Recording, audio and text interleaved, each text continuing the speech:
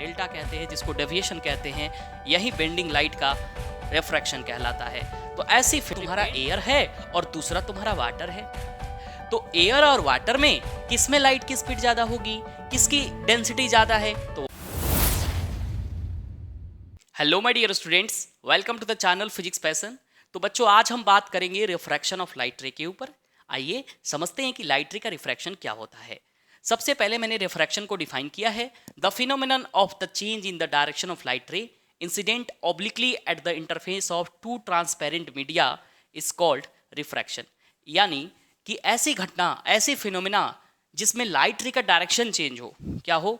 The change in the direction of light ray, जिसमें light ray का direction change हो incident obliquely at the interface of two media, जब वो किसी दो मीडियम के इंटरफेस पे क्या करती हो, ऑब्लिकली इंसिडेंट होती हो, तब जब लाइट की डायरेक्शन चेंज होती है, इसी फिनोमेना को हम क्या कहते हैं बच्चे? रिफ्रैक्शन कहते हैं।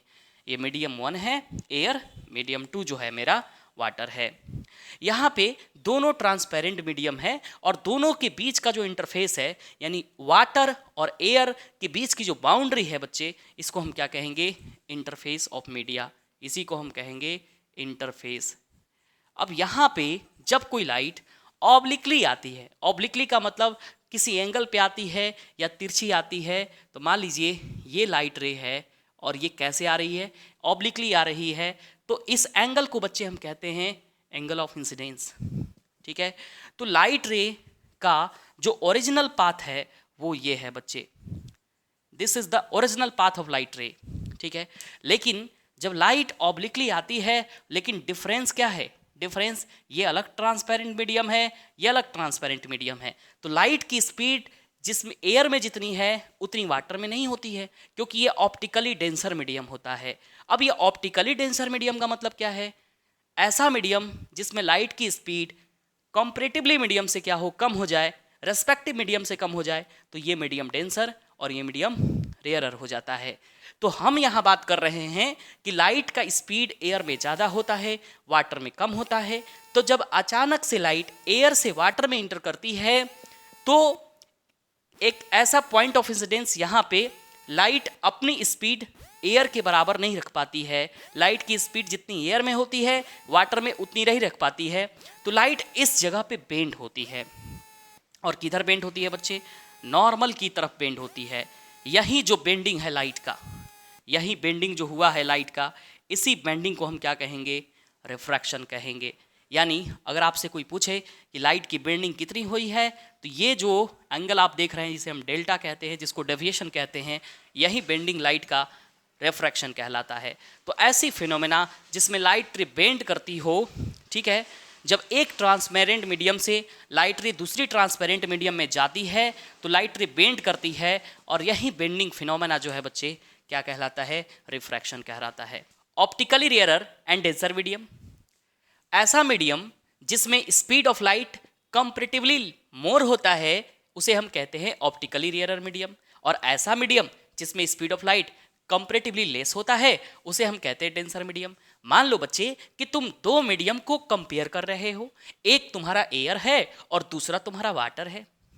तो एयर और वाटर में किसमें लाइट की स्पीड ज़्यादा होगी, किसकी डेंसिटी ज़्यादा है? तो वाटर की डेंसिटी ज़्यादा है, तो इसमें लाइट की स्पीड कम हो जाएगी, एयर में लाइट की स्पीड ज़्यादा हो जाएगी। तो जिस मीडियम में लाइट की स्पीड ज़्यादा हो जाएगी वो ऑप्टिकली रेयरर हो जाएगा, और जिस मीडियम में लाइट की स्पीड कम हो जाएगी वो ऑप्टिकली डेंसर हो जाएगा।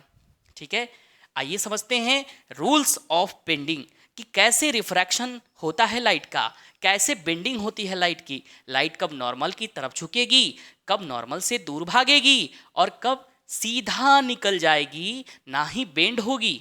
ठीक है, तो आइए सबसे पहला रूल कहता है, when a light ray goes optically rarer to denser medium it bends towards the normal. जब लाइट एयर से वाटर में जाएगी, इट मीन्स रेयरर से डेंसर में जाएगी, तो हमेशा ये नॉर्मल की तरफ बेंड होगी। तो आइए कैसे होगा बेंड? ये हमारी लाइट रेज, ये आने वाली लाइट रेज है, ये किसी ना किसी एंगल पे आ रही है। इस एंगल को हम कहते हैं एंगल ऑफ इंसिडेंस। और बच्चे ये वाली जो रे है ना, इसे हम कहेंगे इंसिडेंट रे। कौन सा रे? Incident ray. और इसे हम लिख भी देते हैं।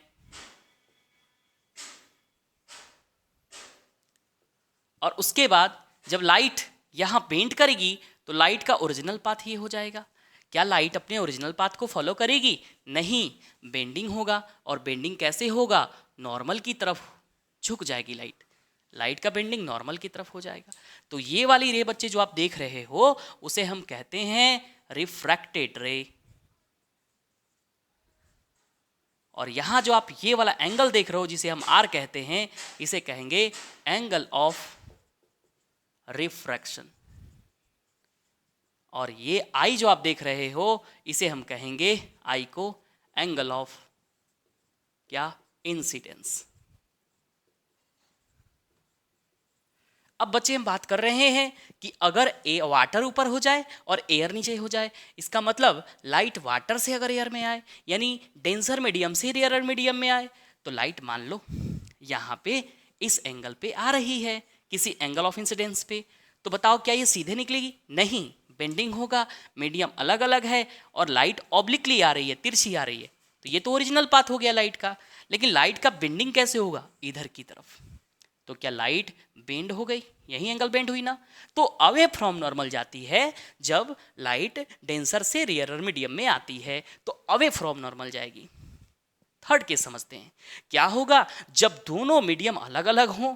कुछ भी हो सकता है, एयर हो सकता है, वाटर हो सकता है, डायमंड हो सकता है, ऑयल हो सकता है, आइस हो सकता है, कोई भी मीडियम आप ले लो। लेकिन जब लाइट का तुम इंसिडेंट करा रहे हो, वो कैसे करा रहे हो? सरफेस के साथ 90 डिग्री के एंगल पे लाइट को तुम क्या कर रहे हो? इंसिडेंट करा रहे हो। तो क्या लाइट बेंड होगी? नहीं बेंड होगी। लाइट जो है वो सीधे निकल जाएगी, नो बेंडिंग। ठीक है, तो इस केस में बच्चे एंगल ऑफ इंसिडेंस की वैल्यू 0, एंगल ऑफ रिफ्रैक्शन की वैल्यू भी कितनी होती है? 0। ठीक है बच्चे,